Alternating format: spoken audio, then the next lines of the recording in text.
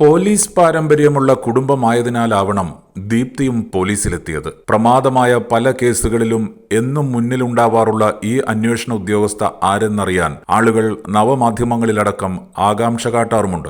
Kannur town SI VV ദീപ്തിയാണ് അവരെന്ന് പിന്നീടാണ് പലരും അറിഞ്ഞത്. അവർ ഇനി കോഴിക്കോടേക്കാണ്. ഞായറാഴ്ച കണ്ണൂർ സ്റ്റേഷനിൽ നിന്നിറങ്ങി. തെരഞ്ഞെടുപ്പിന് മുന്നോടിയായുള്ള സ്ഥലം മാറ്റത്തിന്റെ ഭാഗമായാണ് ഇവർക്ക് മാറ്റമുണ്ടായത്. 2018 പോലീസിൽ SI ആയി ജോലിയിൽ പ്രവേശിച്ചത്. അതിനു മുൻപ് 10 വർഷം മിനിസ്റ്റീരിയൽ സ്റ്റാഫായിരുന്നു. വയനാട് മാനന്തവാടിയിലായിരുന്നു തുടക്കം. പിന്നീട് കൽപ്പറ്റ, കോഴിക്കോട് മെഡിക്കൽ കോളേജ്, കണ്ണൂർ, തലശ്ശേരി, കൂത്തുപറമ്പ്, കാസർഗോഡ് വിദ്യാനഗർ എന്നിവിടങ്ങളിലെല്ലാം ജോലി ചെയ്താണ് വീണ്ടും കണ്ണൂർ ടൗൺ സ്റ്റേഷനിലെത്തിയത്. പ്രമാദമായ പനമരം ഇരട്ടക്കൊലക്കേസ് അന്വേഷിച്ച ഒരാൾ ദീപ്തിയായിരുന്നു. പിന്നീട് നിരവധി മയക്കുമരുന്ന് കേസുകൾ പിടികൂടി ശ്രദ്ധ നേടി. കണ്ണൂരിൽ ജയിൽ ചാടിയ ഗോവിന്ദച്ചാമിയെ മണിക്കൂറിനകം പിടികൂടിയപ്പോൾ SI ദീപ്തി വീണ്ടും ശ്രദ്ധിക്കപ്പെട്ടു. കണ്ണൂർ സർവകലാശാല വിദ്യാർത്ഥി സംഘർഷം അമർച്ച ചെയ്തപ്പോഴും ഒടുവിൽ മന്ത്രി വീണ ജോർജിന് കരിങ്കൊടി കാട്ടുമ്പോൾ സുരക്ഷയൊരുക്കിയും ഇവർ മാധ്യമങ്ങളിൽ നിറഞ്ഞു നിന്നു. ജോലി ചെയ്തിടങ്ങളിലെല്ലാം നന്നായി കേസുകൾ കൈകാര്യം ചെയ്ത പാരമ്പര്യവുമായാണ് കോഴിക്കോടേക്കും പോകുന്നത്. കണ്ണൂർ നടാലിലെ റിട്ടയർഡ് SI VV ഹരിദാസിന്റെയും food corporation of India retired ജീവനക്കാരി സരസുവിന്റെയും മകളാണ്.